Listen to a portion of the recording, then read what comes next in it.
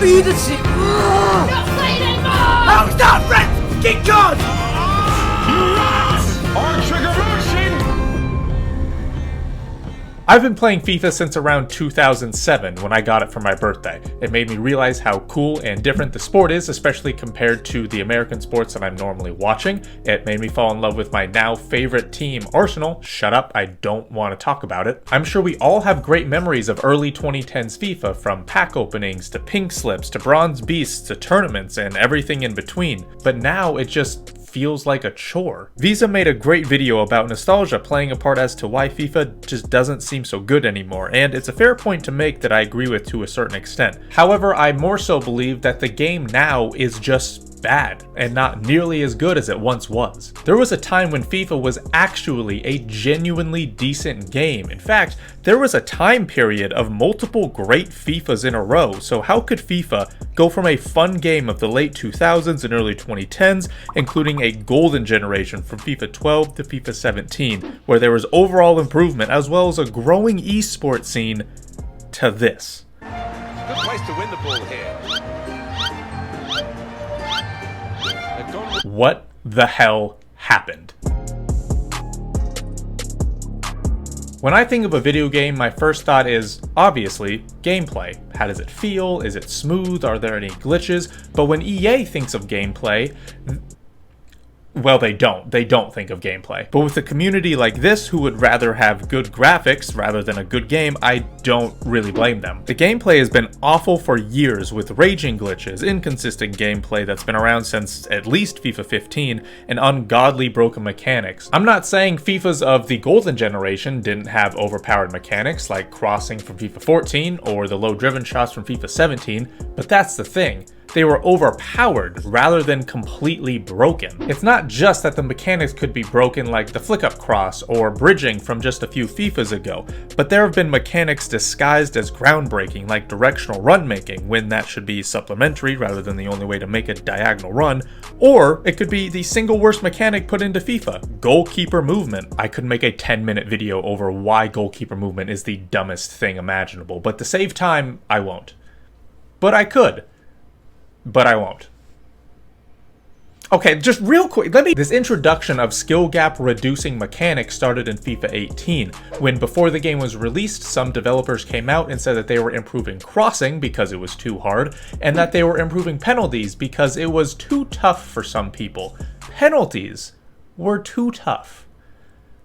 Okay. However, even with some of those weird changes, FIFA 18 actually started out pretty great. In fact, go to Twitter right now and type in FIFA 18 pre-patch and look at how many people still consider it the best gameplay of all time. But like with every FIFA, anytime there is a modicum of skill involved, it gets patched and we get left with a slower, more inconsistent gameplay. Remember when I said FIFA 18 pre-patch was considered the best game?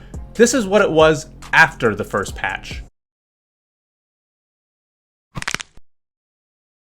Everything since this moment has been downhill gameplay-wise, with skill gap reducing mechanics, an emphasis on park the bus meta, inconsistent gameplay, and it's resulted in unplayable FIFAs. But hey, we have good graphics, so it's okay. So what do you do when you have an overall bad game, one with a base of code that's nearly impossible to fix or implement anything new, and one with broken glitches and inconsistent gameplay? You exploit it. You exploit every single thing. Every FIFA, there's a new overpowered meta, a new broken mechanic that gets found out within a month of the game's release. In fact, that's why the first month of FIFA is so great. It's typically before the game-breaking patch, very few meta teams are made, and no one knows what mechanics to abuse. Every few weeks, a new video comes out about the best overpowered mechanics to use, and every patch comes with 10+ videos about the most meta formation and tactics. The thing is, I understand why content creators and professional FIFA players do this, right? They obviously have to make a living off the game, and they have to do these things as much as possible to succeed, get the best packs, get the best players, etc. I even get why normal people do it early on in the game cycle. They have to get fodder, they have to save up packs, they have to get coins, so then they can get the players that they actually want to use. Part of me even understands why someone would just do it at any point in the game, because as Inception said, that for me to create content on this game, I have to be 30 or 40% rat. What I don't get are the players players with God Squads that are abusing mechanics every single chance they get and being as sweaty as possible. Logically, it does not make sense. I'm being sweaty to upgrade my team. And once you upgrade your team, then you'll stop being sweaty, right? No. So you'll keep slightly upgrading your team, so then you'll play how the game wants you to play rather than how you want to play. Yeah, because winning is everything in this game. Oh, okay, so you're like a pro, right? No. A bad game with a fan base basically forced to abuse mechanics? I'm sure they're not toxic whatsoever. A lot of video game communities are toxic, but the community of a broken sports game is on another level. There's a way to prevent toxicity in the game. In fact, there's a test to see if you actually are toxic or not, and most FIFA players fail it. Do you quit at FUT Champs when it's 0-0? Now, if you didn't know, if you quit when the game is tied, your opponent does not get the win. Now, absolutely stupid on EA's part, everyone can agree with that, but it's something we all have to deal with. So what you do when you have games to give away in FUT Champs is a perfect litmus test of your toxicity. Similar to the shopping cart litmus test. Giving away a free win is a very quick, simple thing to do, as scoring an own goal will take no more than 5 seconds, and it is the objectively correct thing to do. You will not get punished if you leave at 0-0, and you will not be rewarded for giving away a free win. It's just about being a decent person and potentially helping out someone who is struggling in FUT Champs. Forget the formations they use, the players, the celebrations, it doesn't matter. This right here is what determines your toxicity. Use this test at your own discretion, but I personally can say that I have more people quit when it's tied 0-0 than actually give me the free win, meaning at least half of the people are going to be toxic in this game. But when this is the response to women being added to Ultimate Team, that does not surprise me. I mean, for God's sake, Czech was the best striker in the game and you're grittying with a dead man. Let's just relax a bit, huh? If we're being real, the esports scene has affected the sweat levels when it comes to FIFA. That's not to say it's the player's fault by any means, but rather this obsession with turning everything that doesn't need to be into an esport. But let's be honest, FIFA is not an esport. Not even close. An esport is something that limits RNG as much as possible to ensure a skill gap. What FIFA and EA do are add things that are realistic and add in more RNG, effectively making it the worst of both worlds. But we all know FIFA's not realistic, is it?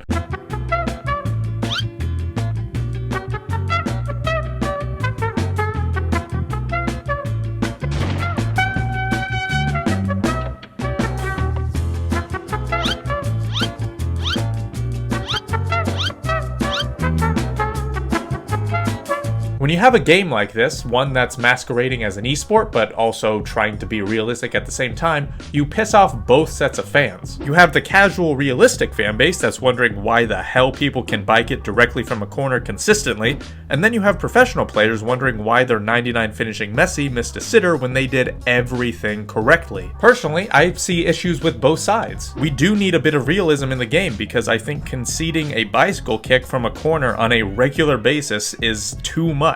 On the other hand, if I do everything correctly in a 1v1 situation, meaning I'm the correct distance away from the goalkeeper, it's on the player's strong foot, again, everything I do is correct, then I should be making that shot 100% of the time. Let me say that again, not most of the time, not 99% of the time, literally 100% of the time. I know it's probably not realistic to expect that because when a card has, say, 88 finishing, that's always going to be pointed at if someone misses a shot, but then you'll have people banging in 50-yard travelas with their center back, and that's fine, that's totally fine. This imbalance between realism and competitiveness while trying to please both sides has led to a lot of the gameplay issues we mentioned earlier, and the best thing to do would be to choose one of these paths exclusively and commit to it. But knowing EA, they'll just choose whatever gets them the most money. Most, if not all, of the problems we've talked about so far stem from EA Sports. Yes, even the toxic community can be traced back to EA Sports, because I mean, think about it. If the gameplay was balanced, no one would be doing these overpowered mechanics, meaning no 50-yard travelas with a defender, meaning no one gets toxic. If someone quits when it's tied, the other person would get a free win, no toxicity. If gameplay was consistent, no one would be getting mad about players being stuck in mud or moving like a truck, meaning they don't pass the anger to someone else. I'm not saying the community is perfect by any stretch of the imagination, but a lot of the issues could be fixed if EA just made a legitimately decent game. But as mentioned before, they're always going to go down the path that gives them the most money. Let's take a look at the amount of promos there were in the last good FIFA, FIFA 17. There were around 12 promos, not all of them good. Movember, what the hell is this? However, we still had icon SBCs, most of the packs are tradable, and you didn't have to grind the game every single day to get a player that's only good for a week before doing it all again. You could actually build connections with these players without having to do a 9-to-5 grind. Now let's compare this to FIFA 23, where there's 25 promos, over double the amount of promos this year. Yes, there's still icon SBCs, but they usually are behind the curve, and the packs you get back are not worth it whatsoever. Packs are usually untradeable, League SBCs are not worth it, especially compared to older games like FIFA 17,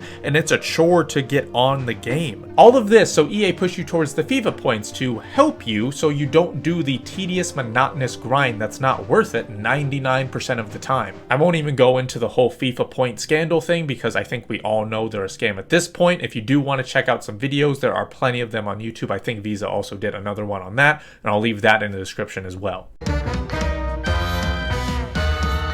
Everything EA has done over the past few years to FIFA has been done in order to make more money, like making the game unrewarding, pushing a heavy grind game, untradeable packs, and the dozens of other things we've covered. This is the true reason of Ultimate Team's downfall, EA's greediness and unwillingness to make a decent product. And if you are planning to buy FIFA or EAFC, be sure to focus more on the fun side rather than this ultra hyper competitiveness that it brings. That's what I'll be doing for EAFC 24, is focusing more on the entertainment content, hopefully showing you and myself that the game can be fun if you focus on the correct things. So that is going to do it for this video. Thank you for sticking with me through this whole thing. If you do have any questions, comments, concerns, be sure to follow my Twitter in the description down below. But like I said, that is going to do it. Thank you guys so much for watching, and we'll see you later. Peace.